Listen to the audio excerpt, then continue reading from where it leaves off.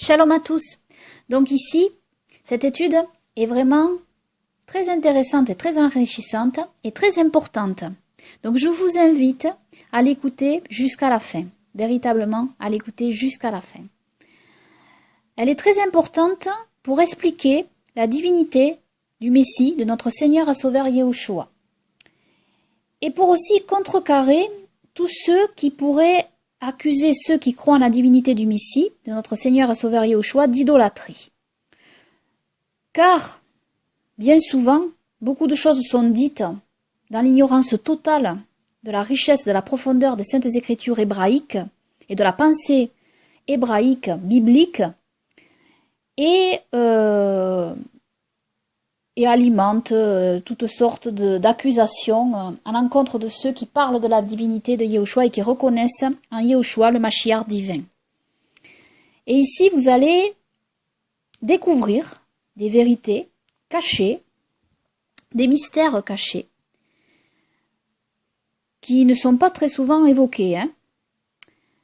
Et voilà, donc cette étude, je vous invite à l'écouter vraiment jusqu'au bout, jusqu'à la fin. Donc, tout d'abord, pour que les choses soient bien claires, je vais parler d'un sujet, je vais parler de la Trinité. En fait, il faut savoir que rien dans toutes les Saintes Écritures n'appuie la doctrine de la Trinité. Il faut savoir que la Trinité est une invention tardive dans le monde religieux. Donc, il y a eu des conciles dans l'Église catholique romaine qui ont été faits pour décréter la Trinité, pour accepter ce dogme en fait, et le faire accepter à d'autres églises. Donc voilà, bon, on va faire très simple en fait. La seule formule trinitaire que nous trouvons dans toute la Bible, elle se trouve dans un seul verset de Matthieu, dans le texte grec en fait. Alors voici ce texte, c'est Matthieu 28, chapitre 19 à 20. Allez donc et instruisez toutes les nations, les baptisant au nom du Père, du Fils et du Saint-Esprit, et leur apprenant à garder tout ce que je vous ai commandé. Voici, je suis avec vous tous les jours jusqu'à la fin du monde. Amen.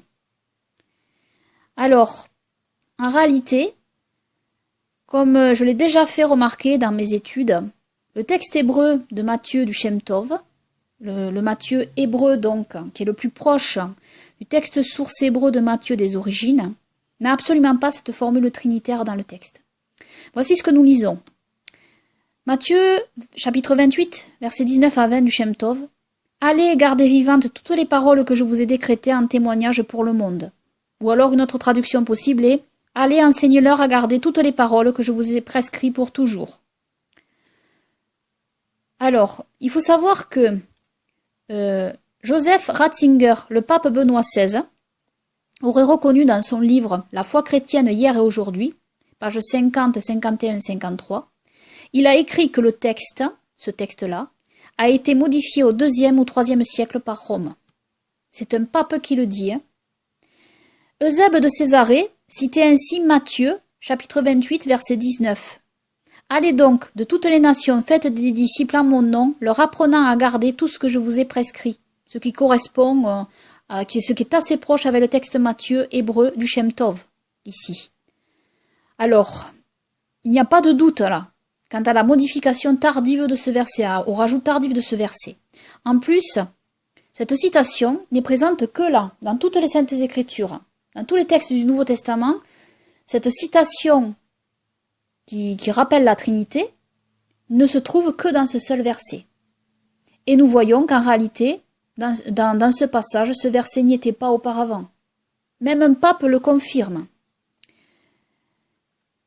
De plus, nous constatons que jamais les apôtres n'ont enseigné à baptiser, à immerger, avec la forme trinitaire, avec la formule trinitaire.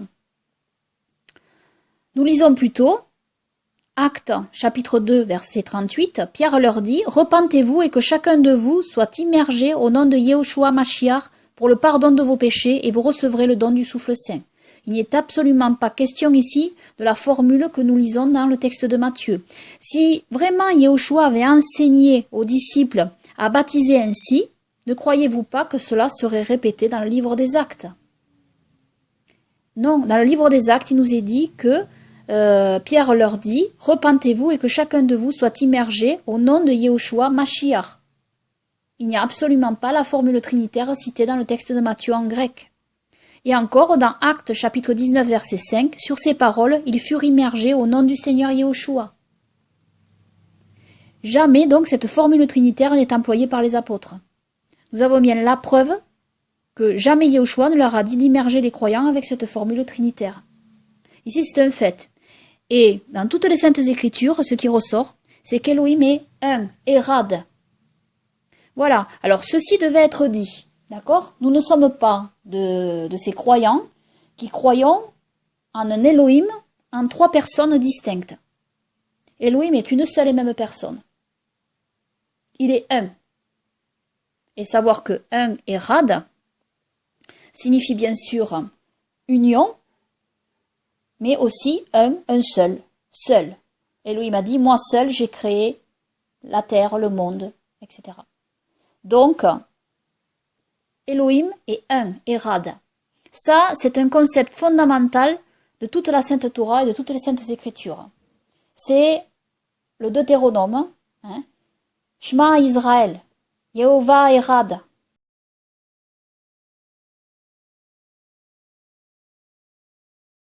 Shema Israël. Et ces paroles de la Torah, Yehoshua les répète dans les évangiles. Donc c'est un concept vraiment fondamental de toutes les saintes écritures. Il n'y est pas écrit que Elohim est 3. D'accord? Elohim est Erad, 1. Ça, c'est fondamental. Tout le reste, ce sont des rajouts. Tout le reste, ce sont des rajouts. Rien dans les saintes écritures, je dis bien rien dans les saintes écritures, ne dit que Elohim est 3. Elohim est 1, Erad. Simple. Un enfant peut le comprendre. Simplissime. Il n'y a pas besoin de rajouter tout le reste. Ce sont des rajouts. Tous ceux qui vous diront, ah non, mais ceci, mais cela, mais ceci, mais cela, mais vous comprenez, non. Ce sont des rajouts, tout simplement.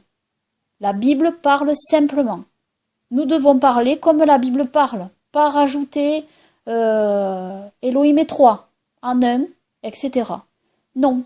Elohim est Erad.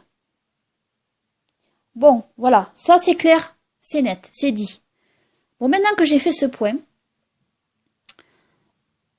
je vais donc revenir à un point qui est aussi fondamental, pour bien comprendre la suite que je vais expliquer. Hein. C'est que il faut savoir une chose très très très importante, hein, qui n'est pas prise en conscience par les croyants, qui n'est pas connu par les croyants. Il faut savoir que le mot adorer, tout le sens du mot adorer qu'on a en français ou worship en anglais, tout ce sens de ce mot, disons, tout ce mot, la portée de ce mot, il faut savoir que ce mot est en réalité une invention des traducteurs pour traduire un mot bien précis dans toutes les saintes écritures. Car ce mot adorer, ou worship en anglais ou dans d'autres langues, n'existe pas dans les saintes écritures, en hébreu ou en grec. Et ce mot adorer, il a été utilisé par les traducteurs pour traduire en réalité un autre mot, qui est, alors en grec c'est proskinesis, et en hébreu, c'est ishtakawe, qui signifie littéralement prosternation. D'accord? Alors, je sais bien qu'on a été inculqué avec cette notion autour de ce terme, de ce mot. D'accord? Et toutes les autres religions aussi. Toutes les autres religions ont été inculquées dans cet état d'esprit, dans cette façon de penser. Ça, c'est extrêmement important à comprendre. Hein. Extrêmement important à comprendre pour que vous compreniez ce que je vais développer ici. Les musulmans sont inculqués aussi comme ça. À comprendre que le mot adorer, voilà. Les juifs orthodoxes aussi, etc. Toutes ces religions, en fait, hein, sont imprégnées de ce mot. Et si j'explique ça, c'est pour une bonne raison. C'est parce que toutes leurs accusations d'idolâtrie vont tourner autour de ce mot. Vous savez, dans bien des cas, s'il y a aussi des incompréhensions doctrinales, des fausses doctrines aussi qui naissent, parfois, c'est aussi parce que l'étymologie des mots, le sens profond des mots, est délaissé. Et qu'on transforme les mots et qu'on en donne d'autres définitions au cours des siècles, etc., etc. Donc, ce que je dis là, vraiment, c'est fondamental pour bien comprendre. Et pour essayer de se reformater, comme Elohim veut que nous soyons formatés, que nous oublions aussi, que nous mettions de côté ce qu'on nous a inculqué pendant des générations, depuis notre enfance, et que nous revenions à la pensée biblique, à la pensée hébraïque, à la pensée de nos anciens, de nos ancêtres, des patriarches. Comment pensaient-ils? Voilà. À savoir que ce mot adorer, ce verbe adorer, n'existait pas. Donc, maintenant que j'ai dit cela, et je dis cela vraiment dans un but bien précis, justement pour contrer tous ceux qui pourraient nous accuser d'idolâtrie. Alors je vais continuer ici. Donc, adorer n'existe pas dans toutes les saintes écritures. Nous avons le mot prosterner, se prosterner. Et il faut savoir que jamais aucune distinction avec un mot de substitution n'est ajoutée au mot prosternation. Qu'est-ce que nous lisons dans la Torah? Ou alors, bon, nous avons aussi le mot servir, le verbe servir. Servir et prosterner, donc mis ensemble. Mais lisons dans la Torah. L'Exode chapitre 34, verset 14. Ici je cite la Septante. Ne vous prosternez point à des Elohim étrangers, car Yahweh Elohim est nommé zélateur, c'est un Elohim jaloux. Torah, Exode, chapitre 23 à 6 de la Septante. Tu n'auras point d'autre Elohim que moi, tu ne te feras pas d'idole, en aucune manière ressemblant à aucune chose existant au ciel, sur la terre, sous la terre et dans les eaux. Tu ne te prosterneras point à eux, tu ne les serviras pas, car je suis Yahweh ton Elohim, Elohim jaloux, vengeant sur les enfants les péchés des pères jusqu'à la 3e et à la 4e génération de ceux qui me haïssent, et faisant miséricorde pendant des milliers de générations à ceux qui m'aiment et qui observent mes commandements. Donc ici nous avons le mot prosterner, le mot servir aussi. Alors, je vais continuer. Alors, il faut préciser que le mot français prosternation, il vient du latin prosternere, c'est le mot formé de pro, qui signifie en avant, et de sternere, étendre. Donc la définition du mot prosternation à lui seul suffit à voir que la prosternation consiste à allonger son corps de tout son long sur le sol pour s'humilier. Car la prosternation totale est un geste de soumission à l'autorité qui lui est supérieure. En faisant ce geste, où tout son corps est mis dans une position inférieure, en état de complète soumission, et aussi de complète vulnérabilité, l'homme ou la femme montre à celui devant qui il se prosterne que sa vie lui est entièrement soumise et consacrée et qu'il remet sa vie entière entre ses mains. Alors, dans la Bible, il faut savoir que la prosternation équivaut à avoir le visage contre terre, pas juste le front comme dans une génuflexion, mais avec le visage contre le sol, ce qui équivaut à l'allongement total du corps, le visage contre terre. Comme vous pouvez le voir ici. On retrouve aussi l'expression utilisée « tomber la face contre terre » dans toute la Bible. La prosternation totale est la prosternation que l'on fait pour s'humilier le plus possible. Donc, ici, bien donc comprendre que le mot prosterner est traduit par adorer dans la Bible. Alors, maintenant, je veux faire remarquer une chose, c'est qu'en réalité, beaucoup de religions, alors beaucoup, je vais parler entre autres des musulmans et des juifs orthodoxes, rabbiniques, ou juifs karaïtes aussi, qui accusent ceux qui se prosternent devant Yahushua, et ceux qui disent qu'il est le Mashiach divin, ça je vais en venir, hein, je vais venir à cela, hein, à ce point important. Ils accusent donc ces croyants de tomber dans l'idolâtrie. Mais qu'est-ce que l'idolâtrie?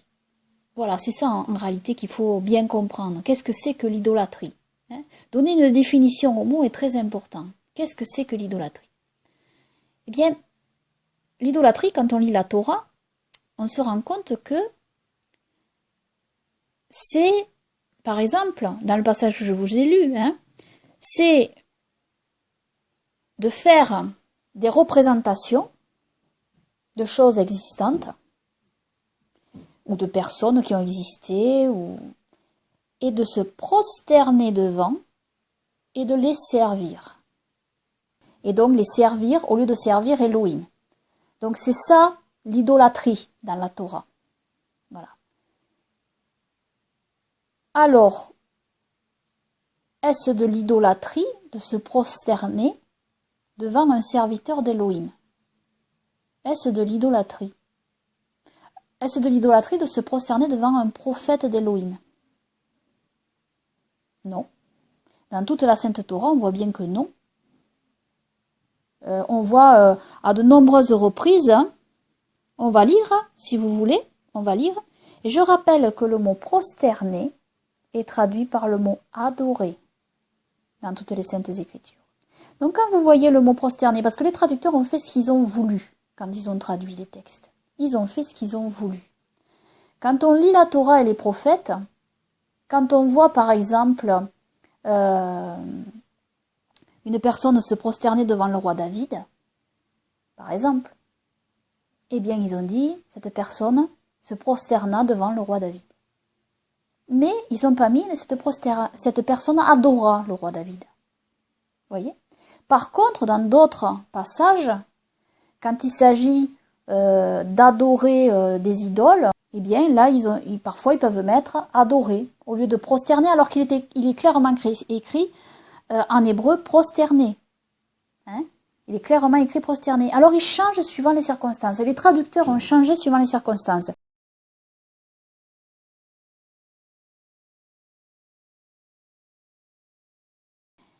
Et toute notre conception, elle est faussée quand on lit les Saintes Écritures par rapport à ce mot. Hein. Donc, comme je l'ai dit, donc, est-il mal de se prosterner devant un prophète d'Elohim? Eh bien, dans toutes les Saintes Écritures, on voit que non. On peut voir, par exemple, ou devant des anges, par exemple. Genèse 19, 1. Les deux anges arrivèrent à Sodome sur le soir, et Lot était assis à la porte de Sodome. Quand Lot les vit, il se leva pour aller au-devant d'eux et se prosterna la face contre terre. Lot, on peut traduire, Lot les adora. Voilà. Ben oui, je sais ce que je dis, ça choque. Je sais que ce que je dis va choquer. En réalité, c'est pour essayer de vous remettre, votre esprit dans le concept vraiment biblique. D'accord? Vraiment biblique. Et pas de rester autour, arc-bouté, crispé, autour d'un mot. Voyez? Parce que l'idolâtrie, c'est pas ça, en réalité. L'idolâtrie, c'est pas ça. On peut continuer, hein? On voit qu'Abraham se leva et se prosterna devant le peuple du pays, devant les fils de Heth, dans Genèse chapitre 23, verset 7. Dans Genèse chapitre 23, verset 12 aussi, Abraham se prosterna devant le peuple du pays. Genèse chapitre 33, verset 3. Lui-même, Jacob, passa devant eux, et il se prosterna en terre 7 fois jusqu'à ce qu'il fût près de son frère. Ça, c'est quand il allait à la rencontre d'Ésaü. Exode chapitre 18, verset 7. Moïse sortit au-devant de son beau-père, il se prosterna et il l'embrassa. Ils s'informèrent réciproquement de leur santé et ils entrèrent dans la tente de Moïse. Josué chapitre 5, verset 14. Il répondit, non, mais je suis le chef de l'armée de Yahweh. J'arrive maintenant. Ça, c'est l'archange, hein, c'est un archange de Yahweh. Josué tomba le visage contre terre, se prosterna et lui dit, qu'est-ce que mon Seigneur dit à ton serviteur? Voilà. Là encore, Ruth, chapitre 2, verset 10, alors elle tomba sur sa face et se prosterna contre terre. Et elle lui dit, comment ai-je trouvé grâce à tes yeux pour que tu t'intéresses à moi qui suis une étrangère? 1 Samuel, chapitre 24, verset 9. Après cela, David se leva et sortit de la caverne. Il se mit alors à crier après Saül, « Ô roi, mon seigneur !» Saül regarda derrière lui, et David s'inclina le visage contre terre et se prosterna. 1 Samuel 25, 23. Lorsqu'Abigail aperçut David, elle descendit rapidement de l'âne, tomba sur sa face en présence de David et se prosterna contre terre, etc., etc., etc., etc. Et savoir que le mot prosterné et le mot adoré, c'est pareil. C'est pareil. Quand vous lisez le mot prosterné dans votre Bible, vous pouvez traduire par adorer. Alors, est-ce que le roi David faisait de l'idolâtrie en se prosternant devant Saül, etc., etc. Est-ce que c'était tous des idolâtres? Non, pas du tout. Qu'est-ce que c'est l'idolâtrie? C'est ce que je viens de dire. Il faut donner la bonne définition du mot idolâtrie. Donc, quand les gens nous accusent, parce que nous nous prosternons devant Yehoshua, qui est l'élu d'Élohim. Est-ce que c'est de l'idolâtrie? Quand Élohim dit, voici mon élu, mon serviteur, humiliez-vous devant lui, prosternez-vous devant lui, car il est à mon service. Il faut savoir que l'idolâtrie, c'est servir un autre qu'Élohim seul. Quand on sert un prophète d'Élohim, quand on suit un prophète d'Élohim, et vous allez voir que Yehoshua est bien plus qu'un prophète, en plus. Et quand on suit donc un prophète d'Élohim, qu'on se prosterne devant ce prophète d'Élohim, en réalité on se prosterne devant Élohim. On sert Élohim, on sert l'homme qu'Élohim a envoyé. Donc forcément on sert seulement Élohim, donc forcément on adore seulement Élohim. Voici le concept biblique. Et bien sûr que lorsqu'on se prosterne devant des statues, des représentations, comme le font l'Église catholique romaine, c'est-à-dire que l'Église catholique romaine se sert de personnages bibliques pour faire de l'idolâtrie. C'est-à-dire, ils prennent des personnages bibliques, en font des statues, et puis se prosternent à terre devant ces statues, les prient, alors qu'en réalité, ce sont des statues. Ils ne sont pas devant les personnes. Donc, ce sont des idolâtres. L'idolâtrie, c'est ça. Relisons bien la Torah. Quand on lit bien la Torah, l'idolâtrie, qu'est-ce que c'est l'idolâtrie dans la Torah? Alors, c'est dans la Torah, ne vous prosternez point à des Elohim étrangers, car Yahweh Elohim est nommé zélateur, c'est un Elohim jaloux. Ensuite, voilà, c'est Torah Exode, chapitre 20, versets 3 à 6. Tu n'auras point d'autre Elohim que moi, tu ne te feras pas d'idole, de représentation, en aucune manière, ressemblant à aucune chose existant au ciel, sur la terre, sous la terre et dans les eaux. Tu ne te prosterneras point à eux, tu ne les serviras pas, car je suis Yahweh ton Elohim, Elohim jaloux. Alors ici, on ne doit pas se prosterner devant des représentations des créatures qu'Elohim a fait. Donc on ne doit pas se prosterner devant une représentation de Myriam, de l'apôtre Pierre, de l'apôtre Jean, et même une représentation de notre Seigneur Sauveur Yehoshua, parce que ça c'est de l'idolâtrie. On doit se prosterner devant notre Seigneur Sauveur Yehoshua lui-même, qui est l'élu d'Élohim, et qui est bien plus, comme je vais l'expliquer en suivant. Ça, ce n'est pas de l'idolâtrie, de faire ça. Alors, après, il peut y avoir aussi, c'est vrai,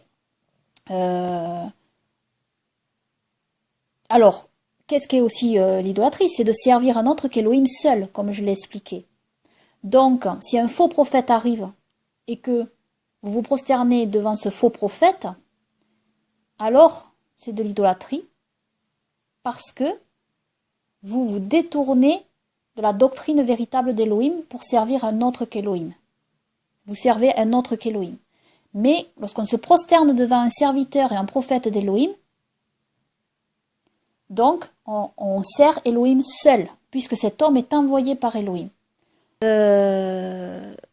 Alors, savoir que la prosternation devant Yahweh fait partie du culte de vénération pour Yahweh. Donc, comme je l'ai dit, le mot prosterner, ça veut dire adorer. Et alors, j'ai aussi fait une autre étude ici, c'est l'islam détruit par le livre d'Adam. et qui démontre donc bien que dans le livre d'Adam, hein, il est écrit que Elohim a dit à ses saints anges de se prosterner devant Adam, l'Elohim qu'il a fait. Donc, bien comprendre que il a demandé à ses saints anges d'adorer Adam. Dans la terminologie du mot, c'est ça, d'accord? Mais c'est de se prosterner devant Adam. Mais c'est pas de l'idolâtrie, ça. C'est pas de l'idolâtrie. L'idolâtrie, comme je l'explique, c'est servir une personne ou un homme en dehors de ce qu'Elohim dit de faire et en dehors de ce qu'Elohim enseigne vraiment, en dehors de la doctrine véritable. Mais quand Elohim dit « prosterne-toi devant Adam », eh bien on se prosterne devant Adam. Et les saints anges qui étaient justes se sont prosternés devant Adam, mais qui a refusé de se prosterner devant Adam? Satan et ses anges. Donc, on voit là. Hein, et on ne peut pas comprendre pleinement le passage de la lettre aux Hébreux où il est écrit « Et se prosternent à lui tous les anges d'Elohim en parlant de notre Seigneur et Sauveur Yahushua » si on ne comprend pas le livre d'Adam et l'histoire dans le livre d'Adam. Hein. Parce que Yahushua est le nouvel Adam qui est parfait, sans péché. Et donc les anges, les saints anges peuvent se prosterner devant Yahushua. Voilà. Comme ils se sont prosternés devant le premier Adam avant la chute, avant qu'il ne pêche, qui était parfait, avant de pécher. Donc, voici des vérités qui doivent être redites, parce qu'elles ont été oubliées. Elles ont été oubliées, mises sous le boisseau par toutes ces fausses religions, qui accusent sans vraiment connaître, qui accusent sans connaître véritablement. Donc, autre chose importante aussi, il est bien sûr interdit de prier un autre qu'Elohim. Il est bien sûr interdit de prier un autre qu'Elohim. Et on ne doit pas prier les anges, ni les saints, etc. Hein. On ne doit pas prier un autre qu'Elohim. Voilà. Donc ça c'est très important. Donc tout ceci dit et précisé. Hein. Je vais passer maintenant à l'autre point de cette étude, qui est très important, qui se trouve dans le titre de cette vidéo, donc, un rapport avec la Kabbale. Alors, il y a beaucoup de choses à dire là-dessus, et je vous invite donc à vraiment écouter cet audio jusqu'à la fin, hein, parce que c'est vraiment très important. Alors, tout d'abord, la Kabbale, c'est Kabbalah en hébreu, et ça signifie réception, que l'on peut traduire aussi par révélation, par extension. Hein. Alors, le kabbaliste est donc celui qui a reçu, de l'hébreu kibel. Alors, l'enseignement kabbalistique dit désigner dans sa doctrine les secrets de la compréhension de ce qui est invisible dans le monde spirituel, en connexion avec les Saintes Écritures. Ces secrets se trouveraient notamment dans les mots hébreux de la Sainte Torah, qui révéleraient des secrets que le simple lecteur ne verra pas s'il reste en surface de sa lecture. Tout d'abord, il me faut rappeler encore une fois que comme pour beaucoup de sujets, hein, les choses ne sont pas toujours ou toutes noires ou toutes blanches, comme on aimerait souvent qu'elles le soient. Cela est souvent un peu plus complexe, car le mensonge se mélange souvent malheureusement à la vérité dans ce monde, et faire le tri demande aussi un effort de recherche. Donc cherchez, vous trouverez. Hein. Celui qui cherche trouve. Hein. Autrement dit, celui qui ne cherche pas, il ne risque pas de trouver, il va rester dans son état. Hein. Donc nous allons donc ici essayer, par cette étude, de démêler le vrai du faux. Et écoutez bien là. Alors, savoir que la Kabbale, sans même nommer ce mot, peut aussi désigner la mystique juive, qui consiste à dévoiler des mystères cachés de la Torah et des Saintes Écritures dans leur ensemble. Et il faut savoir que cette mystique juive, qui consiste à connaître des secrets révélés par notre Elohim dans sa parole, est une science qui existe au sein d'Israël et du peuple juif depuis des millénaires. Et celle-ci s'est répandue avec certaines connaissances communes au sein du peuple juif, pour se répartir dans les différentes communautés existantes, entre les pharisiens, les sadducéens et les esséniens, puis après les nazaréens. Mais ces connaissances de ces secrets furent ensuite étudiées différemment et analysées différemment, pour donner aussi des explications différentes selon la croyance de telle ou telle autre communauté. Mais bien retenir que des bases communes de compréhension existaient et que leurs pratiques en rapport avec ces secrets différaient aussi en vue de leurs différences doctrinales. Donc, bien comprendre qu'il y a des bases communes à la Kabbale. Et ces bases communes, elles sont toutes communes à toutes ces communautés. Après, des divergences d'interprétation et de rajouts, etc., ont eu lieu dans les différentes Kabbales, mais il y a des bases communes. Et ça, c'est très important à comprendre. Donc, il faut savoir donc que les pharisiens, ils eurent donc leur propre mystique juive, et les Esséniens nazaréens la leur. Et voir par exemple le livre des mystères trouvé à Qumran. Donc, notons que la Kabbale connue aujourd'hui, transmise notamment par le Zohar et autres ouvrages juifs connus kabbalistiques, provient de la mystique juive pharisienne. Donc ici, je dis bien faire attention en lisant ces ouvrages, qui peuvent contenir des vérités mais avec des choses fausses, et des pratiques occultes, de magie interdite par Elohim. Cette même mystique pharisienne a été utilisée par des non-juifs pour alimenter des voies tortueuses du style New Age, ou des méthodes de méditation ou autres, même au sein du judaïsme. Pratiques ésotériques interdites par Elohim. Donc je dis bien de faire attention. Ça, je dis bien de faire attention, je mets en garde. Mais je dis, donc, ici, je vais juste parler des fondements kabbalistiques et pas de tout ce qui est autour après, qui a émergé et qui a parfois conduit à de fausses doctrines. Donc, cette même mystique pharisienne a été utilisée donc par des non-juifs pour alimenter des voies tortueuses, comme je l'ai dit. Et certains ouvrages kabbalistiques issus du pharisianisme encouragent la magie, ce qui est prohibé par notre Elohim, comme l'invocation des anges contre le mauvais œil ou toute autre invocation. Comme je l'ai dit, ça c'est interdit, c'est prohibé par Yahweh, notre Elohim, et nous devons juste invoquer Yahweh, comme le dit notre Seigneur Sauveur Yahushua. Savoir que l'on ne doit jamais invoquer un autre qu'Elohim seul, ou que notre Seigneur Sauveur Yahushua, qui est aussi Elohim. Et ça, ne zappez pas, ceux qui croient pas en cela, ne zappez pas, écoutez-moi au moins jusqu'à la fin, pour connaître les arguments que je vais avancer. D'accord ici? Si vous êtes en recherche vraiment de la vérité, essayez au moins d'écouter des arguments que vous n'avez jamais entendus encore auparavant. Donc, en parlant de cette fausse Kabbale pharisienne, ces juifs kabbalistiques qui pratiquent de telles choses, c'est-à-dire de l'invocation des anges contre le mauvais œil, la magie, etc. Ce sont ces mêmes juifs magiciens qui étaient aussi au temps des apôtres. On le lit notamment dans l'Acte, chapitre 13, versets 6 à 12. Nous lisons « Ayant ensuite traversé l'île jusqu'à Paphos, ils trouvèrent un certain juif magicien et faux prophète nommé Bar Yeshua, qui était avec le proconsul Sergius Paulus, homme intelligent. Celui-ci, ayant fait appeler Barnabas et Saul, désirait entendre la parole d'Élohim. Mais Élimas, le magicien, car c'est ainsi que se traduit son nom, leur résistait, tâchant de détourner le proconsul de la foi. Mais Saul, qui est aussi appelé Paul, rempli du Saint-Esprit, et ayant les yeux fixés sur lui, dit « Ô toi qui es plein de toute fraude et de toute méchanceté, fils du diable, ennemi de toute justice, ne cesseras-tu point de pervertir les voies droites de Yahweh? Et voici dès maintenant la main de Yahweh est sur toi, et tu seras aveugle, et tu ne verras point le soleil pour un temps. » Et à l'instant, l'obscurité et les ténèbres tombèrent sur lui, et tournant ça et là, il cherchait un guide. Alors le proconsul, voyant ce qui était arrivé, crut, étant rempli d'admiration pour la doctrine de Yahweh. Ou encore, nous avons dans le livre des Actes, chapitre 19, versets 13 à 20, alors quelques-uns des exorcistes juifs qui couraient de lieu en lieu essayèrent d'invoquer le nom du Seigneur Yahushua sur ceux qui étaient possédés des esprits malins en disant « Nous vous conjurons par Yahushua que Paul prêche. » Ceux qui faisaient cela étaient 7 fils de Sévas, juifs, l'un des principaux sacrificateurs. Mais l'esprit malin leur répondit « Je connais Yahushua et je sais qui est Paul, mais vous, qui êtes-vous » Et l'homme qui était possédé de cet esprit malin se jeta sur eux et s'en étant rendu maître, les maltraita tellement qu'ils s'enfuirent de la maison nus et blessés. Cela fut connu de tous les Juifs et de tous les Grecs qui demeuraient à Éphèse, et ils furent tous saisis de crainte. Et le nom du Seigneur Yahushua était magnifié.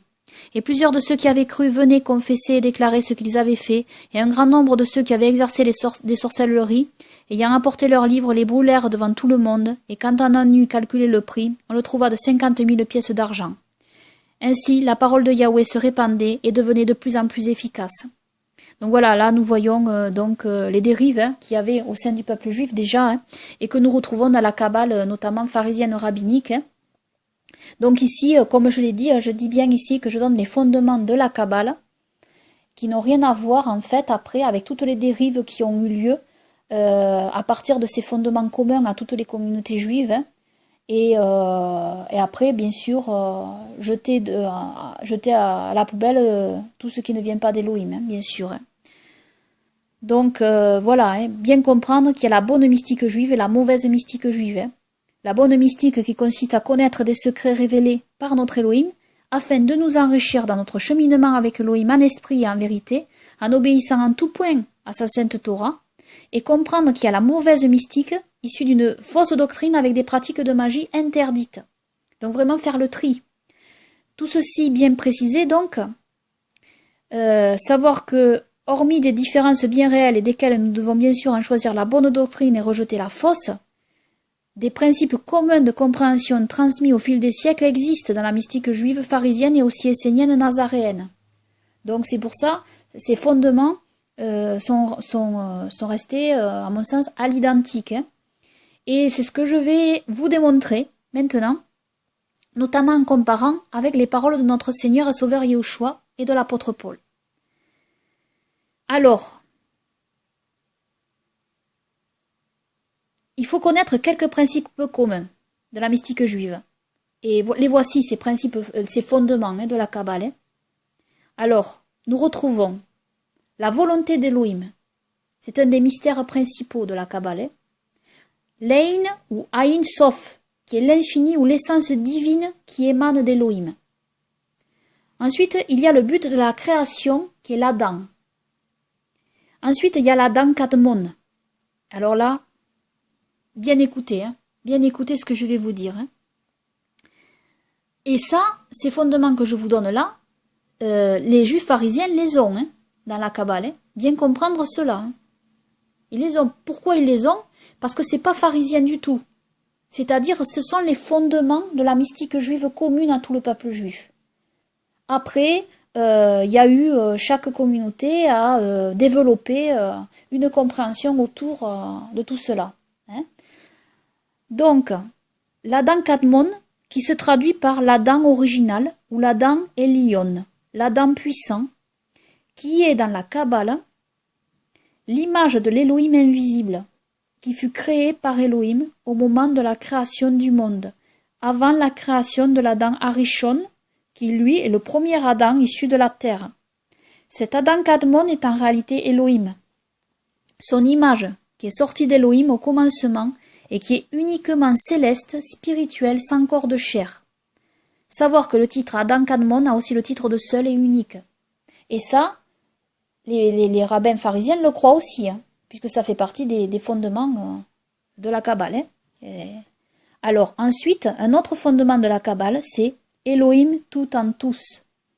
C'est un des autres mystères de la Kabbale, et de la Kabbale pharisienne aussi, où tous les hommes seront unis par l'Adam original qui habitera dans les hommes et tout sera restauré pour la sainteté. Ensuite, notre fondement de la Kabbale, la Yehidah. C'est le niveau le plus élevé, que seuls quelques très rares prophètes ou initiés peuvent ressentir. Elle permet à l'esprit humain de fusionner avec Elohim et d'atteindre le domaine de l'essence divine, l'Ain Sof, qui est inaccessible au sens et à l'entendement. Cet état ultime est traduit par le terme le plus important de la Bible, Erad. Tout est un en hébreu. Le niveau d'âme de Yehidah que possédait Adam avant la faute lui permettait d'unifier extériorité et intériorité. Le jour où Adam a fauté, la Yehidah l'a quitté. Depuis la faute d'Adam, selon les pharisiens, aucun homme au monde n'est parvenu à ce degré d'unification. La Yehidah désigne l'âme du Mashiach qui unifiera le monde d'en haut et le monde d'en bas. Alors ici, hein, pour ceux qui connaissent quand même le Nouveau Testament, hein, ils doivent percevoir quand même commencer à percevoir certaines choses hein, dans ce que je dis ici. Hein. Ensuite, un autre fondement de la Kabbale, les Kélim, c'est-à-dire les vases qui reçoivent la lumière divine et l'Adam Kadmon, donc l'Adam céleste. Ensuite, notre fondement de la Kabbale, c'est le Tzimtzum, qui est la contraction de l'Elohim infini pour habiter ce qui est fini ou limité. Elohim étant tellement grand dans son infini, doit donc pour permettre à quelque chose de fini de contenir une partie de sa lumière infinie se contracter. Le Tzimtzum est la dissimulation de la force vitale, Cette dissimulation constitue le Keli, c'est-à-dire le récipient, le vase. Et la force vitale qui traverse le contenant est appelée lumière. L'ensemble du Keli, au pluriel Kelim, et de la lumière constitue les séphirotes, les 10 vases primordiaux. Les Kelim limitent la lumière divine, mais en même temps la révèlent. Donc les Kelim limitent la lumière divine, mais en même temps la révèlent. Ensuite, un autre fondement de la Kabbale, c'est les séphirotes, les principes imagés par un corps, celui de l'Adam original, dont la tête, plus exactement nommée la couronne, Keter en hébreu, est le niveau spirituel le plus élevé. Cette couronne représentant la volonté divine, la lumière infinie du Créateur, le saint nom hébreu de notre Elohim. Alors ici, il y a véritablement tous les secrets en fait. Là, les fondements là, que je donne là, ces fondements principaux de la Kabbale que je donne ici, tout ça vous le retrouvez dans le Nouveau Testament. Et quand on lit le Nouveau Testament, on ne peut pas faire impasse. Une fois qu'on a cette connaissance, voilà, on comprend le Nouveau Testament sous un autre jour, ici. Alors, il faut savoir que l'apôtre Paul fait sans cesse référence à ces principes fondamentaux kabbalistiques. Ça, c'est très important. C'est vrai que quand on sort du christianisme, on est pétri de tout cela par ce qu'on lit dans le Nouveau Testament, mais sans vraiment bien comprendre toutes ces images employées dans le Nouveau Testament. On ne les comprend pas vraiment, on ne sait pas d'où elles viennent véritablement. Et on les apprend, on nous les inculque, c'est ancré dans notre esprit, voilà, on le sait, puis c'est tout, mais on ne se demande pas plus que ça d'où ces expressions viennent et d'où tout cela vient. Et en fait, quand on connaît les fondements kabbalistiques que je vous ai cités là, ben, ça devient une évidence. Ça devient une évidence. Alors, on va lire, par exemple, Colossiens, chapitre 2, versets 1 à 3.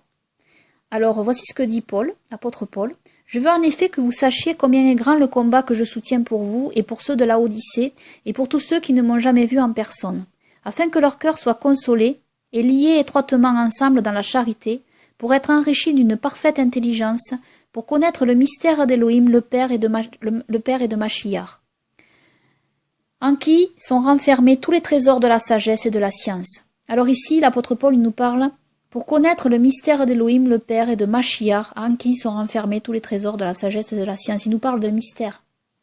Et à chaque fois, l'apôtre Paul va employer ce mot de mystère. Il faut savoir que ça, c'est très kabbalistique en fait. Et parce que les mystères, c'est la révélation, quoi. La Kabbale, c'est la révélation, c'est la réception de la révélation. Donc, l'apôtre Paul, il va aussi notamment parler du mystère de la volonté d'Élohim et de l'unification du monde par Yehoshua Mashiach avec l'expression kabbalistique Elohim tout en tous. Écoutez bien, si vous avez bien retenu ce que je vous ai cité juste auparavant, là, quels sont l'un des principaux fondements kabbalistiques? La volonté d'Élohim et Elohim tout en tous. Et ces deux principes kabbalistiques sont cités dans le passage que je vais vous citer ici, dans Éphésiens chapitre 1, versets 1 à 10. Paul, apôtre de Yehoshua Mashiach, par la volonté d'Élohim aux saints et fidèles en Yehoshua Mashiach qui sont à Éphèse. La grâce et la paix vous soient données de la part d'Élohim notre Père et du Seigneur Yehoshua Mashiach. Béni soit Élohim le Père de notre Seigneur Yehoshua Mashiach, qui nous a bénis de toutes sortes de bénédictions spirituelles dans les lieux célestes par Mashiach, selon qu'il nous a élus en lui avant la fondation du monde, afin que nous soyons saints et irrépréhensibles devant lui par la charité, nous ayant prédestinés à être ses enfants adoptifs par le moyen de Yehoshua Mashiach, d'après le bon plaisir de sa volonté, à la louange de la gloire de sa grâce qui nous a gratuitement accordée en son bien-aimé, en qui nous avons la rédemption par son sang, la rémission des péchés selon les richesses de sa grâce, qu'il a répandue sur nous abondamment par toutes sortes de sagesse et d'intelligence, nous ayant fait connaître le mystère de sa volonté, selon le dessein bienveillant qu'il avait auparavant résolu en lui-même, et qu'il devait réaliser à l'accomplissement des temps, à savoir de réunir toutes choses en Mashiach, tant ce qui est dans les cieux que ce qui est sur la terre. Alors ici, où voyons-nous donc les fondements kabbalistiques que j'ai cités juste avant? Eh bien, au-dessus, l'apôtre Paul commence, il dit par la volonté d'Élohim, apôtre de Yehoshua Mashiach par la volonté d'Elohim. Puis ensuite, dans ce même passage, il va dire par le moyen de Yehoshua Mashiach d'après le bon plaisir de sa volonté. Et ensuite, il va dire, nous ayant fait connaître le mystère Kabbalah de sa volonté, selon le dessein bienveillant qu'il avait auparavant résolu en lui-même, et qu'il devait réaliser à l'accomplissement des temps, à savoir de réunir toutes choses en Mashiach, tant ce qui est dans les cieux que ce qui est sur la terre. Et là, écoutez bien, où c'est que nous avons lu cela? Nous avons lu cela... Voilà, nous avons lu cela avec le fondement kabbalistique de la Yehidah, où il est dit « La Yehidah désigne l'âme du Mashiach qui unifiera le monde d'en haut et le monde d'en bas. » Voilà. Mais vous voyez, l'apôtre Paul, quand il dit cela, il parle de la Yehidah, ici. À savoir de réunir toutes choses en Mashiach, tant ce qui est dans les cieux que ce qui est sur la terre. Et il nous parle de la volonté d'Elohim dans tout ce passage. La volonté d'Elohim qui est un des principes de la Kabbale, avec la Yehidah. Voilà ce qui ressort véritablement quand l'apôtre Paul parle. Continuons, on va continuer, vous allez voir. Il n'y a pas que ça. 1 Corinthiens chapitre 15, versets 20 à 28. Mais maintenant Mashiach est ressuscité, il est devenu les prémices de ceux qui sont morts. En effet, puisque la mort est venue par un homme, la résurrection des morts est venue aussi par un homme. Car comme tous meurent en Adam, de même tous revivront en Mashiach. Mais chacun a son propre rang. Mashiach est les prémices, ensuite ceux qui sont de Mashiach à son avènement. Après cela viendra la fin, quand il remettra le royaume à Elohim le Père, après avoir détruit tout empire, toute domination et toute puissance. Car il doit régner jusqu'à ce qu'il ait mis tous ses ennemis sous ses pieds. L'ennemi qui sera détruit le dernier, c'est la mort. Car Elohim a mis toutes choses sous ses pieds. Or quand il dit que toutes choses lui sont assujetties, il est évident que celui qui lui a assujetti toutes choses est excepté.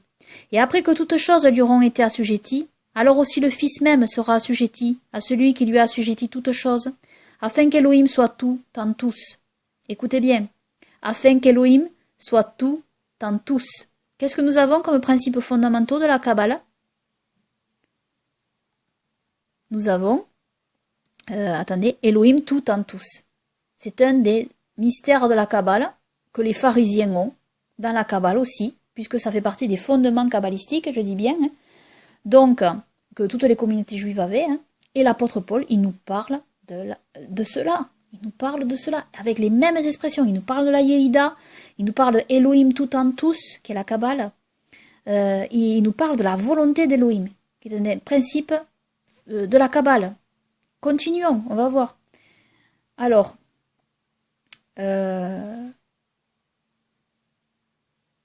Yehoshua va aussi faire mention de sa Yehidah, de son union parfaite avec Elohim, son Père, et de la réunification en lui de ses serviteurs pour l'union parfaite en Elohim. Nous lisons dans Jean, chapitre 10, verset 30. « Moi et le Père, nous sommes Érad, un. » Nous lisons dans Jean, chapitre 17. Alors là, il faut lire tout le chapitre 17, et notamment dans le chapitre 17, Yehoshua dit « Père Saint, garde en ton nom ce que tu m'as donné, afin qu'ils soient un comme nous. » Et aussi il va dire « Afin que tous soient un, comme toi, ô Père, tu es en moi et moi en toi, afin qu'ils soient aussi un en nous, pour que le monde croie que c'est toi qui m'as envoyé. Je leur ai donné la gloire que tu m'as donnée, afin qu'ils soient un, comme nous sommes un, moi en eux et toi en moi, afin qu'ils soient parfaitement un, et que le monde connaisse que tu m'as envoyé, que tu les aimes comme tu m'as aimé. » Etc., etc. Je vous invite à lire ce chapitre de Jean, la prière de notre Seigneur Sauveur Yehoshua, qui est magnifique. Jean chapitre 17. Donc, l'apôtre Paul va aussi parler de l'Adam Kadmon, en la personne de Yehoshua, et en le nommant le second Adam, et premier-né de toute la création. Car, comme il est bien dit dans la Kabbale, l'Adam original est bien le premier-né de toute la création, et il va le désigner également comme l'image de l'Elohim invisible, tout comme l'Adam Kadmon est décrit dans la Kabbale, et même dans la Kabbale pharisienne. Il va également le décrire comme le créateur de tout, et le désigner comme étant le but de la création. Il va aussi le désigner comme étant la tête du corps. Il va aussi dire que toute la plénitude d'Elohim l'habite, c'est-à-dire ce qui est la Yehidah, qui est l'union parfaite avec Elohim, autrement dit l'Ain Sof, l'essence divine, l'infini d'Elohim l'habite. Tout ça, c'est la Kabbale. Tout ça, c'est dit dans la Kabbale. Alors, on va lire Colossiens, chapitre 1, versets 15 à 23. C'est lui, Yehoshua, qui est l'image de l'Élohim invisible, le premier-né de toutes les créatures, car c'est en lui qu'ont été créées toutes choses dans les cieux et sur la terre, les visibles et les invisibles, soit les trônes, soit les dominations, soit les principautés, soit les puissances. Tout a été créé par lui et pour lui. Il est avant toute chose, et toute chose subsiste par lui. Et c'est lui qui est la tête, Keter, en hébreu, du corps de l'assemblée. Il est le commencement, le premier-né d'entre les morts, afin qu'il tienne le premier rang en toutes choses. Car il a plu à Elohim de faire habiter toute plénitude en lui, et de réconcilier par lui toutes choses avec soi, ayant donné la paix, par le sang de sa croix, tant aux choses qui sont sur la terre qu'à celles qui sont dans les cieux. Encore. On va décortiquer ce passage. Vous aussi, qui étiez autrefois éloignés et ennemis par vos pensées, vos mauvaises œuvres, il vous a maintenant réconciliés dans le corps de sa chair par sa mort, pour vous présenter devant lui saint, sans tache et irrépréhensible, pourvu que vous demeuriez fondés dans la foi inébranlable, n'abandonnant point l'espérance du message que vous avez entendu, qui a été prêché à toute créature sous le ciel, et dont moi, Paul, j'ai été fait ministre. Alors ici, on va décortiquer les quelques points kabbalistiques ici. Alors, l'apôtre Paul il dit que Yehoshua est l'image de l'Élohim invisible, le premier-né de toutes les créatures, car c'est en lui qu'ont été créées toutes choses. Et qu'est-ce que je vous ai dit dans les fondements de la Kabbale? Qu'avons-nous dans les fondements de la Kabbale? Eh bien, pour l'Adam Kadmon, nous avons que, donc, il est l'image de l'Élohim invisible. Ça, c'est la Kabbale. Même dans la Kabbale pharisienne, il est l'image de l'Élohim invisible, qui fut créé par Elohim au moment de la création du monde. Donc il est le premier-né de la création, comme dit l'apôtre Paul. Avant la création de l'Adam premier, de l'Adam primordial, qui est le premier Adam issu de la terre. Donc, véritablement, nous avons cela. Ensuite, le fait que le Mashiach doit unifier le monde d'en haut et le monde d'en bas. Donc, véritablement, c'est extraordinaire. Nous retrouvons donc tous les principes kabbalistiques. Et que nous dit l'apôtre Paul? Que il est la tête du corps de l'assemblée. Alors ici, c'est une expression qu'on retrouve dans tout le corps du Mashiach. On retrouve cette expression dans toutes les lettres de Paul. Mais en fait, on est tellement habitué à l'entendre quand on sort du christianisme qu'on n'y fait même plus attention. On ne sait même pas pourquoi l'assemblée est comparée à un corps, en fait. Eh bien, ça, c'est la Kabbale. Ça, c'est kabbalistique.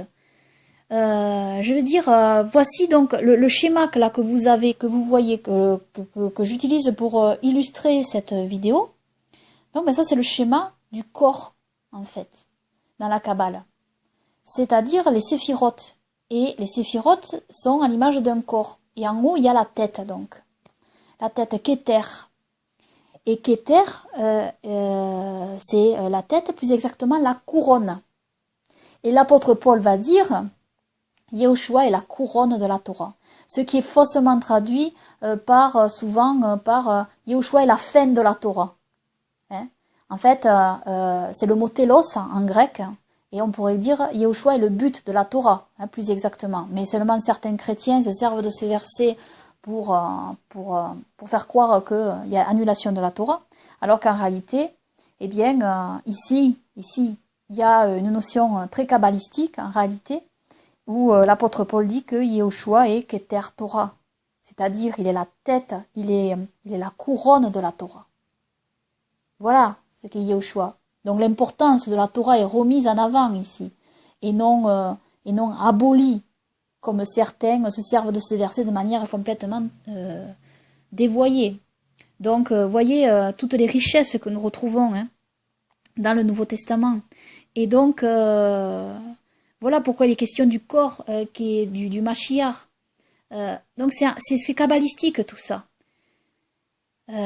Donc, vraiment, je vous invite vraiment à bien prendre en compte ce que je dis là, car vraiment... Alors, on va continuer. 1 Corinthiens chapitre 15, versets 45 à 48. Suivant qu'il est écrit, le premier Adam, c'est-à-dire l'Adam Arishon dans la Kabbale, a été fait une âme vivante, mais le second Adam, et là c'est l'Adam Akadmon, est un esprit vivifiant. Et ainsi est écrit, le premier Adam a été fait une âme vivante, le second Adam a été fait un souffle vivifiant. Cependant, ce n'était pas le premier qui est spirituel, mais celui qui est le naturel ou original, on pourrait traduire, puis spirituel. C'est-à-dire celui qui est le naturel ou original, hein, on peut traduire Akadmoni. Hein. Le premier Adam étant de la terre et terrestre, et le second Adam, Yahweh, est du ciel. Tel qu'est le terrestre, tel aussi sont les terrestres, et tel qu'est le céleste, tel aussi sont les célestes. Alors ici, il y en a certains qui rétorquent non, mais il n'y a pas écrit, il n'y a pas le saint nom d'Elohim dans ce passage, il y a écrit Seigneur, Kurios. Mais on sait bien, j'avais fait une autre étude là-dessus, que bien souvent dans le Nouveau Testament, le saint nom de Yahweh notre Elohim a été remplacé par Kurios, Seigneur en grec, dans les écrits grecs du Nouveau Testament, par les différents copistes plus tard. Mais tout laisse à penser ici qu'en réalité, Kurios est la traduction du saint nom de Yahweh notre Elohim. Hein. Nous savons aussi que dans la Septante, c'est pareil. Et lorsque le saint nom de Yahweh notre Elohim est rencontré, nous avons Kurios. Hein. Et par exemple, dans la citation du livre des Actes de Joël, on sait très bien que dans le livre de Joël, il est écrit « Quiconque invoquera le nom de Yahweh sera sauvé ». Et nous avons dans le texte grec « Quiconque invoquera le nom du Seigneur, Kurios, sera sauvé ». Et nous savons bien qu'ici que Kurios, c'est le saint nom de Yahweh qui est cité. Donc ici, le terme de Kurios employé est très probablement le saint nom de notre Elohim. Donc nous lisons, le premier Adam étant de la terre et terrestre, et le second Adam, Yahweh, est du ciel. Et cela correspond parfaitement avec la Kabbale, car le second Adam, l'Adam Kadmon, est Elohim dans la Kabbale. Donc ça correspond pleinement au fondement kabbalistique également. Hein. Que nous... Voilà. Je cherche, là, je suis en train de lire donc les fondements que je viens de vous lire. Hein. Donc oui, parce que l'Adam Kadmon, il est l'image de l'Elohim invisible, qui fut créé par Elohim au moment de la création du monde, avant la création de l'Adam Arishon, hein, qui est le premier Adam issu de la terre. Cet Adam Kadmon est en réalité Elohim. C'est l'image qui est sortie d'Elohim au commencement. Et qui est uniquement céleste, spirituel, sans corps de chair. Et il faut savoir, oui voilà, les séphirotes, hein, c'est à ça donc que je pensais, hein, il faut savoir que ces séphirotes sont imagés par un corps, tel que vous le voyez là, ici, dans cette représentation. C'est celui de l'Adam original, dont la tête, plus exactement nommée la couronne, Keter en hébreu, hein, est le niveau spirituel le plus élevé. Cette couronne, elle représente la volonté de la divinité, la volonté divine, la lumière infinie du Créateur, et elle représente le saint nom hébreu de notre Elohim. Donc, quand l'apôtre Paul nous dit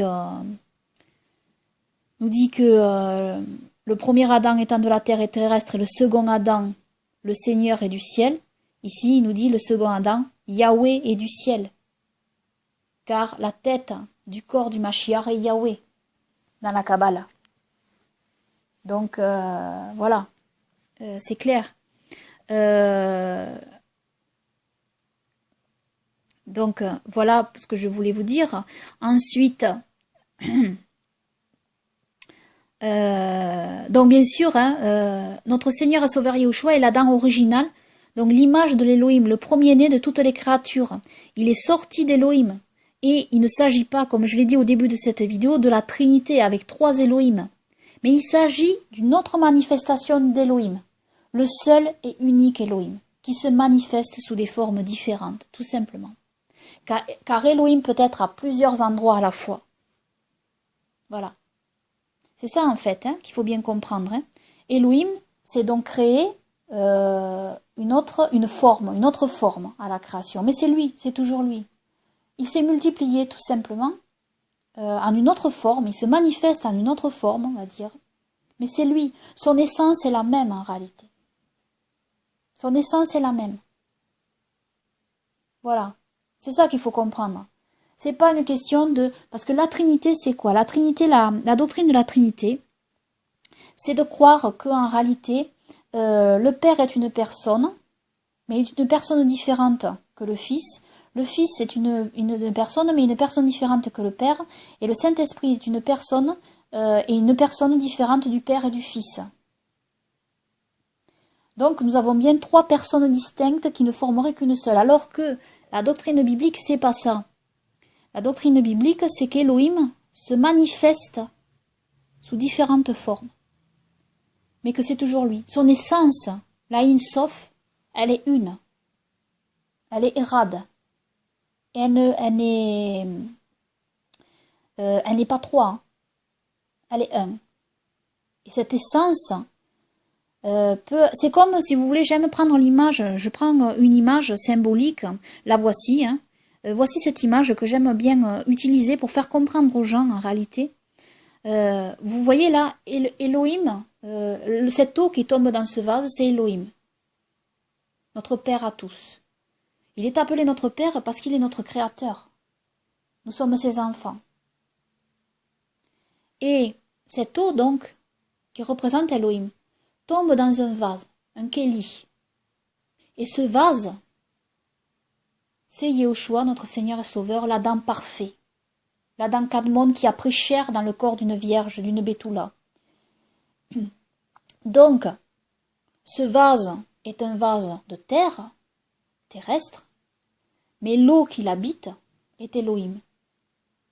Donc l'eau qui est dans le vase est Elohim, et l'eau qui est dans le ciel est aussi Elohim. Donc cette eau, c'est la même eau. C'est la même eau. Il n'y a pas deux eaux différentes. C'est la même eau qui habite ce vase et qui vient du ciel.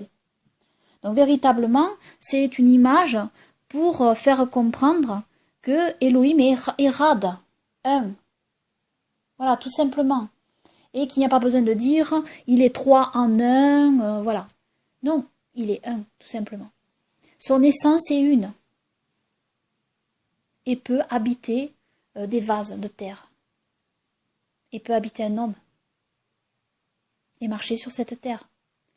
Donc, il n'y a pas... voilà, j'essaye d'expliquer les choses simplement. Hein, et il n'y a pas d'idolâtrie à se prosterner devant l'élu d'Elohim.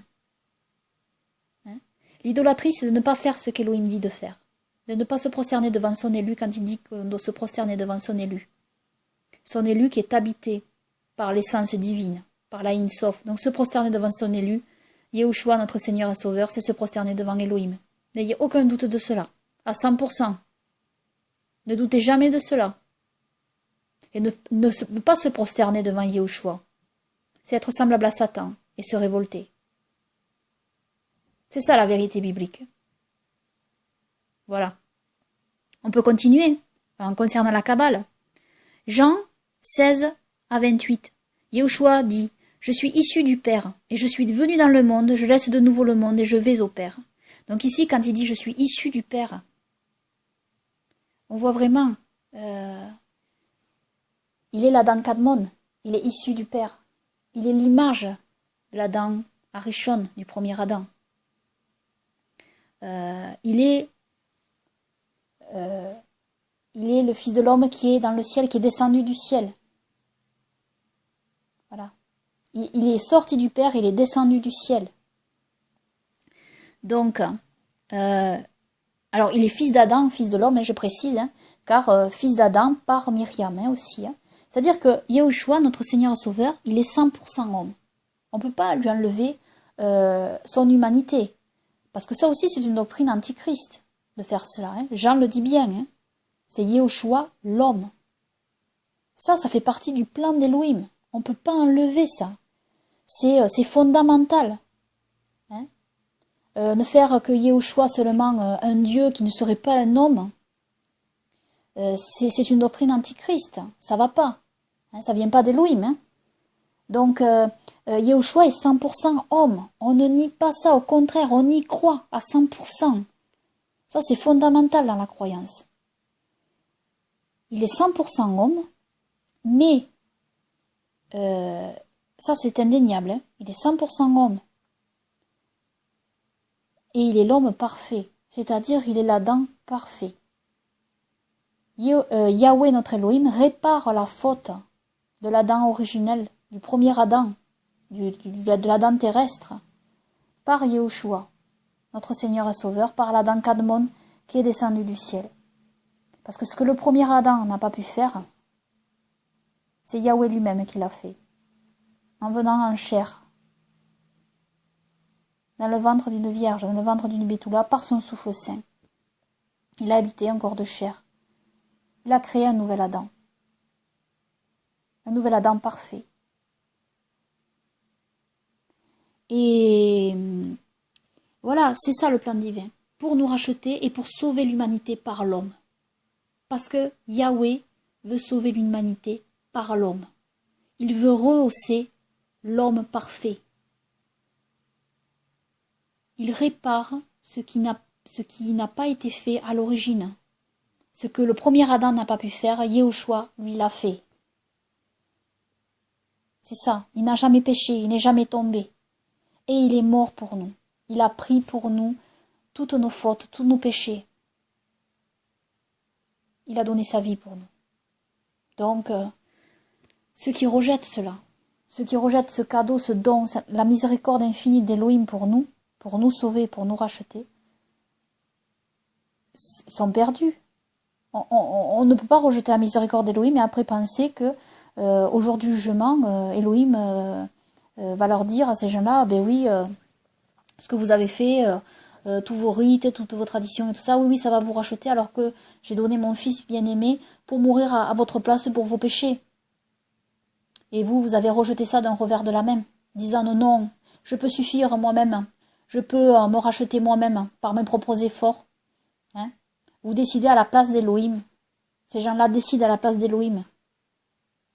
Donc, véritablement, c'est gravissime. Hein? On ne rejette pas la miséricorde d'Élohim sans conséquence. Hein? Ça, c'est sûr. Parce que qu'est-ce qui va rester s'ils rejettent la miséricorde d'Élohim, ces gens-là? Il va rester le jugement d'Élohim. Hein? Donc, voilà.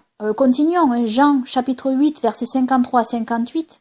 Es-tu plus grand que notre père Abraham qui est mort? Les prophètes aussi sont morts. Qui prétends-tu être? Yehoshua répondit, si je me glorifie moi-même, ma gloire n'est rien. C'est mon père qui me glorifie. Lui dont vous dites qu'il est votre Elohim. Cependant, vous ne l'avez point connu. Mais moi, je le connais. Et si je disais que je ne le connais pas, je serais un menteur comme vous. Mais je le connais, je garde sa parole.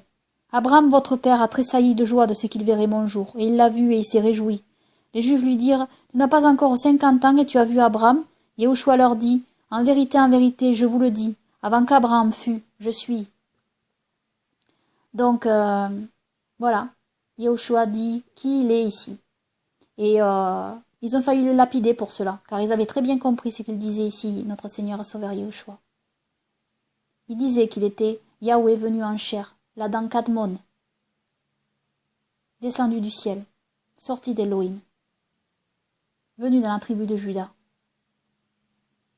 pour prêcher aux siens, et pour les sauver eux et tout le reste de l'humanité, toutes les tribus perdues d'Israël et tout le reste de l'humanité avec eux.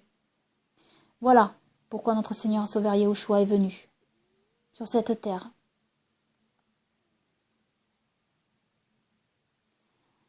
Et les attributs spirituels de cet Adam original divin, ils ont été insufflés en chair dans le sein d'une Bethoula, d'une vierge d'Israël, pour naître dans la chair. Et cette chair parfaite fut donc bien évidemment remplie de la Yehidah, qui permet l'union parfaite avec Elohim, car l'Aïn Sof l'habite. Ainsi, le Fils unique d'Élohim a été engendré dans un corps semblable au premier Adam, Adam Arishon, et fut le seul homme après Adam, avant la chute, à posséder la Yehidah, et donc l'Aïn Sof, car il naquit directement du souffle saint d'Élohim.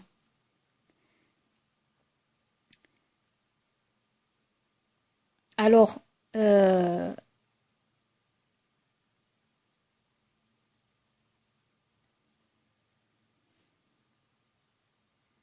bien comprendre donc aussi pourquoi Elohim est un pluriel. Plusieurs manifestations d'Elohim existent. Elohim le Père infini sans apparence humaine, il est lumière et souffle, et son apparence spirituelle avec un corps spirituel nommé l'Adam original, nommé aussi l'ancienne des jours, le premier et le dernier, le commencement et la fin, le premier-né de toute la création qui s'incarna en chair en la personne de Yehoshua par le souffle saint d'Elohim. C'est pour ça que notre Seigneur et Sauveur Yehoshua est nommé le premier-né de toute la création. On ne peut pas comprendre ça sans la Kabbale. C'est ce que l'apôtre Paul explique aussi. On ne peut pas comprendre ça. Parce que on dit, oui, mais si Yehoshua est le premier-né de toute la création, alors il ne peut pas être Elohim. Et c'est parce qu'on n'a pas ces mystères qui sont cachés dans la Torah. et qui sont révélés. Et l'apôtre Paul, lui, il révèle tout ça dans toutes ses lettres, ces mystères kabbalistiques. Et donc, il nous révèle ces mystères, ces richesses, ces trésors immenses. En réalité, l'Adam Kadmon est bien sûr Elohim. Il est Elohim. Mais il est une manifestation d'Elohim en une autre forme dès la création. Donc, il est le premier-né de toute la création. Voilà ce que nous disent les Saintes Écritures. Et voilà ce qu'essaye de nous expliquer l'apôtre Paul. Hein.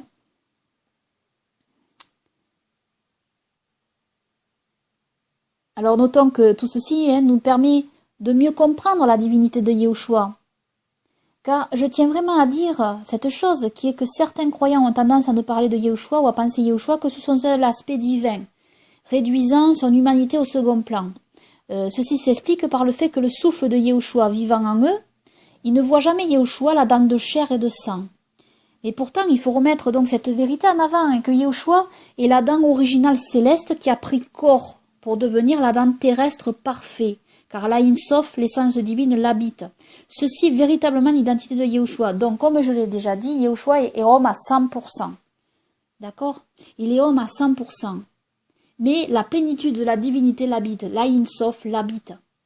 C'est pour ça que Yahushua, on ne peut pas dire c'est un prophète comme les autres. Non, ce n'est pas un prophète comme les autres. Yahushua est plus qu'un prophète. Il est plus qu'un prophète. Ça, ce sont des fausses doctrines qui disent que Yahushua est juste un prophète comme les autres, comme dans l'islam par exemple. Non, ça c'est faux. Yahushua est plus, il est au-dessus de tous les prophètes. Car il a la Yehidah, il a atteint la Ein Sof, il est né avec. Il est le fils unique engendré d'Elohim. Ça c'est très important. Dans le texte grec, nous avons fils unique engendré. Fils unique. C'est-à-dire, Elohim a de nombreux fils. Les élus et les saints sont appelés les fils d'Elohim, les enfants d'Elohim. Donc, cette terminologie, elle est dans toutes les saintes écritures. Les anges aussi sont appelés les fils d'Elohim. Les fils en tant que créatures d'Elohim. Yahushua a une spécificité.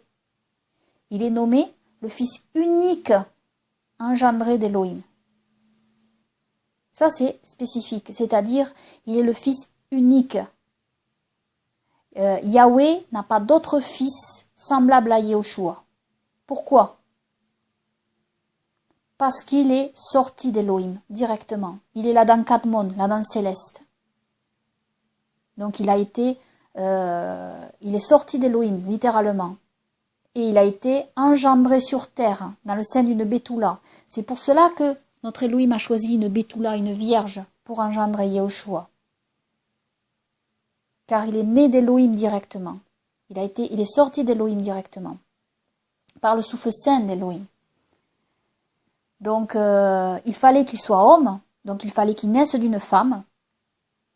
Mais, il n'est pas né, il est né d'une vierge. Une vierge d'Israël. Donc, il est descendu du ciel. Et cet élément est très important à comprendre. Yahushua est différent. Il est 100% homme, car il est né d'une femme. Mais c'est vrai qu'il est différent, car il n'est pas né de la conception entre un homme et une femme. Et pourquoi Elohim a choisi cette différence pour Yahushua? Tout simplement parce que il devait devenir que du ciel. C'est-à-dire que c'est véritablement le souffle saint d'Elohim qui est descendu du ciel, dans le sein d'une Betula, pour que le fœtus de notre Seigneur Yahushua se forme en son sein. Voilà ce qui s'est passé. Et qu'il devienne homme, pleinement homme. Voilà. Donc, Yahushua n'est pas un prophète comme les autres, il est au-dessus des autres. Ça, c'est clair. Il est au-dessus des autres par son essence divine, par la Ein Sof. Ça, c'est très important à comprendre. Hein. Et donc, voilà. Hein. Ensuite, on peut lire dans Romains chapitre 9, versets 20 à 24. Mais plutôt, ô homme, qui es-tu, toi, qui contestes avec Elohim? Le vase d'argile dira-t-il à celui qui l'a formé, pourquoi m'as-tu fait ainsi? Le potier n'a-t-il pas le pouvoir de faire d'une même masse de terre un vase pour des usages honorables et un autre pour des usages vulgaires? Et que dire si Elohim, voulant montrer sa colère et faire connaître sa puissance, a supporté avec une grande patience les vases de colère préparés pour la perdition, afin de manifester aussi la richesse de sa gloire sur les vases de miséricorde qu'il a préparés pour la gloire, envers nous qu'il a aussi appelés, non seulement d'entre les Juifs, mais aussi d'entre les nations? Alors ici, nous voyons que l'apôtre Paul fait référence aux vases, ici, et c'est typiquement un des fondements kabbalistiques également, les kélim, j'en ai parlé. Et puis, nous avons dans Philippiens, chapitre 2, versets 5 à 11. « Ayant en vous-même les mêmes sentiments que Yehoshua Mashiach, lequel, étant en forme d'Élohim, n'a point regardé comme une proie à saisir d'être égal à Élohim, mais il s'est dépouillé lui-même, ayant pris la forme de serviteur devenant semblable aux hommes, et revêtu de la figure d'homme, il s'est abaissé lui-même, en se rendant obéissant jusqu'à la mort, même jusqu'à la mort de la croix. C'est pourquoi aussi Elohim l'a souverainement élevé et lui a donné le nom qui est au-dessus de tout nom, afin qu'au nom de Yehoshua, tout ce qui est dans les cieux et sur la terre et sous la terre fléchisse le genou, et que toute langue confesse que Yehoshua Mashiach est Yahweh, à la gloire d'Elohim le Père. Amen. Et là encore, le mot kurios, c'est visiblement c'est Yahweh ici, bien évidemment. Parce que là, toute cette conception ici, voilà, je vous ai expliqué les fondements kabbalistiques. Quand l'apôtre Paul dit « lequel étant en forme d'Élohim », n'a point regardé comme une proie à saisir d'être égal à Elohim. Mais il s'est dépouillé lui-même. Ici, nous avons le Tzimtzum. C'est-à-dire, je vous ai expliqué un des fondements kabbalistiques juste au-dessus. On va reprendre. Donc, le Tzimtzum, c'est la contraction de l'Elohim infini pour habiter ce qui est fini ou limité. Elohim étant tellement grand dans son infini, doit donc, pour permettre à quelque chose de fini de contenir une partie de sa lumière infinie, se contracter. Donc le Tzimtzum, c'est la dissimulation de la force vitale. Cette dissimulation constitue le Keli, c'est-à-dire le récipient, le vase. Et la force vitale qui traverse le contenant est appelée lumière. L'ensemble du Keli au pluriel Kelim et de la lumière constitue donc les séphirotes, les 10 vases primordiaux. Les Kelim limitent la lumière divine, mais en même temps la révèlent. Donc c'est ça le Tzimtzum. Le Tzimtzum, c'est la contraction de l'Elohim infini pour habiter ce qui est fini ou limité. Et c'est ce que nous explique ici l'apôtre Paul, quand il dit qu'il s'est abaissé lui-même et il s'est dépouillé lui-même, ayant pris la forme de serviteur d'homme, donc devenant semblable aux hommes, et revêtu de la figure d'homme, il s'est abaissé lui-même, en se rendant obéissant jusqu'à la mort, même jusqu'à la mort de la croix. C'est pourquoi aussi Elohim l'a souverainement élevé, lui a donné le nom qui est au-dessus de tout nom. Donc ici, voilà, nous avons le plan merveilleux d'Elohim, qui remet l'homme à sa juste place par notre Seigneur et Sauveur Yehoshua, la place qu'il n'aurait jamais dû perdre dans la hiérarchie, pour que tous se prosternent devant lui, comme tous auraient dû se prosterner devant l'Adam premier. L'Adam qui a été créé, qui était parfait, mais qui n'a pas gardé sa perfection par sa désobéissance. Car le premier Adam était uniquement fait de la terre, et le second Adam, lui, vient du ciel. C'est ce que nous explique l'apôtre Paul, lorsqu'il nous dit tout cela. Donc voilà, après il y a d'autres passages aussi. 1 Timothée chapitre 3, versets 8 à 9. Que les diacres de même soient graves, sans duplicité, point adonnés aux excès du vin, ni portés aux gains déshonnêtes, conservant le mystère de la foi avec une conscience pure. Donc le mystère de la foi, ici nous retrouvons, Kabbalah, le principe kabbalistique. Colossiens chapitre 1, versets 26 à 29, le mystère qui était caché dans tous les siècles et dans tous les âges, mais qui est maintenant manifesté à ses saints, à qui Elohim a voulu faire connaître quelle est la richesse de la gloire de ce mystère parmi les nations, savoir, Mashiach en vous, l'espérance de la gloire. C'est lui que nous annonçons, exhortant tout homme et enseignant tout homme en toute sagesse, afin de rendre tout homme parfait en Mashiach Yehoshua. C'est aussi à quoi je travaille en combattant par sa vertu qui agit puissamment en moi. Donc voilà, nous avons beaucoup de passages. Donc ensuite, notre Seigneur et Sauveur Yehoshua parlera en parabole ou proverbe aux foules, c'est-à-dire de manière cachée, et révéla les choses secrètes à ses disciples, ce qui est une autre caractéristique kabbalistique. Par exemple, dans Marc chapitre 4, versets 33 à 34, il, Yehoshua, leur annonçait la parole par plusieurs paraboles de cette sorte, selon qu'ils étaient capables de l'entendre. Et il ne leur parlait point sans parabole, mais en particulier, il expliquait tout à ses disciples. Donc tout cela explique donc aussi sûrement pourquoi plusieurs kabbalistes décidèrent de croire en Yahushua comme étant le Mashiach d'Elohim, voyant des corrélations très étroites entre ces principes kabbalistiques et les écritures du Nouveau Testament. Nous avons par exemple en 1696 un rabbin mystique, Aaron ben Moshe Cohen de Cracovie, qui est devenu un croyant en Yahushua, basé sur son étude de la Kabbale.